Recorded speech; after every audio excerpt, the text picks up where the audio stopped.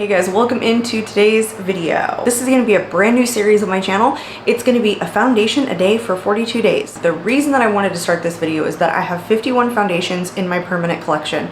It's the number 2 item, maybe number 1 right now, of makeup that I really like testing. I'm really into testing new foundations. It switches back and forth usually between blush, eyeshadow, and foundation, my 3 favorite makeup categories, probably a lot of people's favorite makeup categories. But 51 foundations is just too much for me to have in my collection. I recently did a makeup declutter, and I will link that up in the cards, where I went through my whole collection and I decluttered, breaking some of my makeup into 3 different categories: keep, declutter, and then I made up a third, which was items that I want to keep for reference, but I'm going to take out of my permanent collection and move into the closet where I keep makeup that I think is popular, relevant, things that I may want to reference in future videos, but that I don't want to use in my personal everyday life. But I did not do that with foundation. And recently I've gone through a really big skin change in the last 8 months to a year. I have gone from really, really dry skin to very, very oily skin, and a lot of foundations that used to work for me that were more on the dewy, natural finish side just aren't working these days. So I'm grabbing and loving more matte foundations. So some of my foundations in my collection predate my skin change. So the reason for this series, I don't want to just declutter foundations based on memory. I want to retest a lot of them because some of them are pretty expensive. Some of them I may re-love, some of them I may not like or may not work for me now, and it's time to make that determination. So while I have 51 foundations in my collection, this is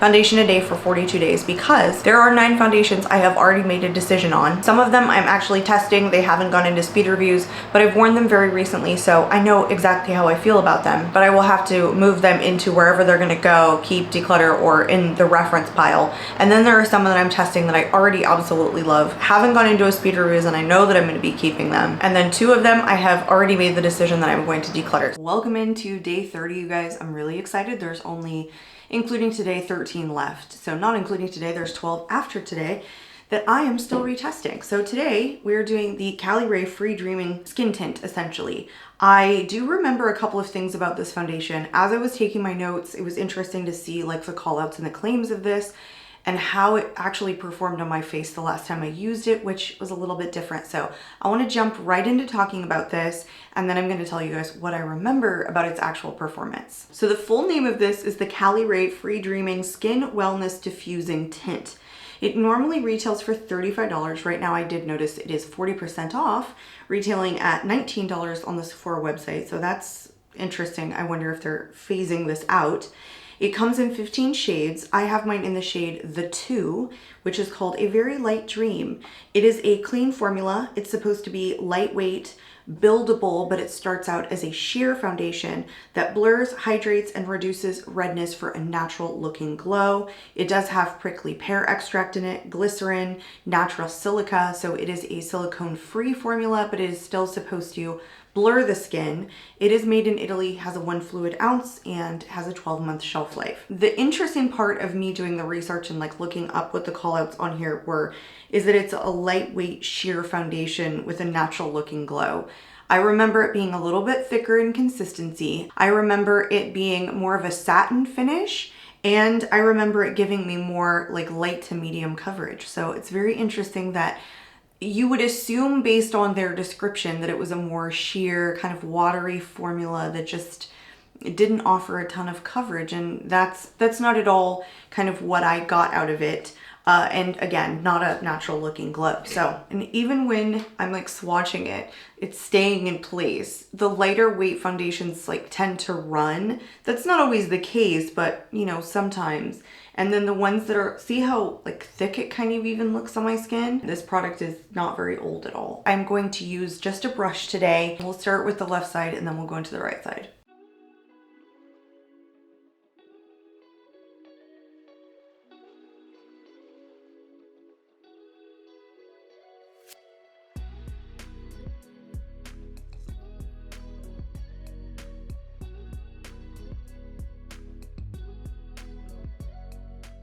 I think it has a teeny bit of radiance for like a natural glow, but otherwise it's like this soft matte finish in my opinion. And I think it's more than sheer coverage. It is quite thick, which is what I've said. But I will say though, that when I was using this, I first tested it when I had dry skin or relatively dry skin, and I remember it being really hydrating on the skin, kind of one of those that performed like a semi-matte foundation that really worked well for dry skin, so I immediately fell in love with it. I was using it constantly.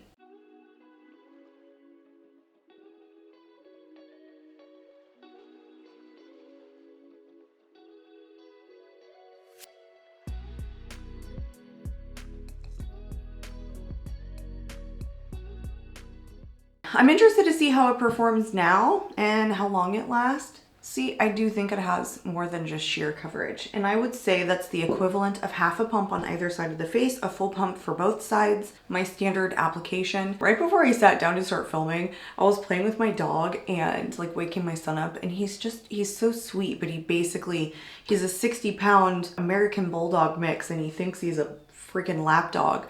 So he like tries to climb on me, and he got me right here. His nails do need to be trimmed. It is that time. His appointments always run in January anyway, just know I'm okay. It does look very natural on the skin. I like it. Again, I think it's a semi-matte finish. Of course, I want to see how this wears today, but normally I would have recommended this skin tint as a semi-matte skin tint that's hydrating and doesn't dry out or look heavy or cakey on people with dry skin. That was going to be my initial recommendation. I'm pretty sure I've given that recommendation for this foundation in the past. I was reaching for that all the time when I first got it, and I thought, oh, this is beautiful. It was the very first thing that I tried from Caliray in conjunction with a couple of other products, but it was the thing that made me fall in love with the brand initially.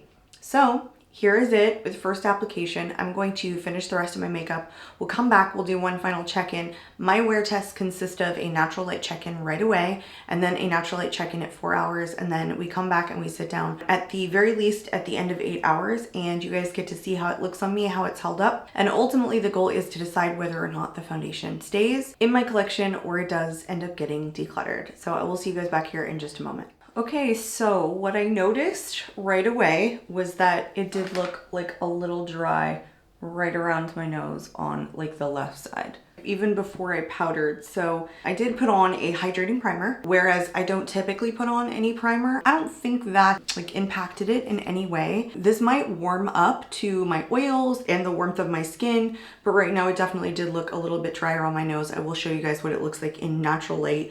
But yeah, I don't necessarily think this is a super hydrating formula. I don't agree that it's super lightweight. I also don't think it's like this natural looking glowy finish. I think it's more of like a satin finish, like I said. So we're gonna see how it wears. Even though it doesn't match up with what it claims, it doesn't mean that it's not a beautiful foundation. So I'll go now, I'll do the natural light check-in for you guys. I'll go about my day, do my wear test, and I'll see you guys back here at the end of the evening. Bye for now. Welcome back, you guys. I think it's been 10 hours. It's a little bit longer than the 8-hour wear test. I do like to come back maybe a little bit later sometimes, just because I feel like sometimes 8 hours isn't quite enough.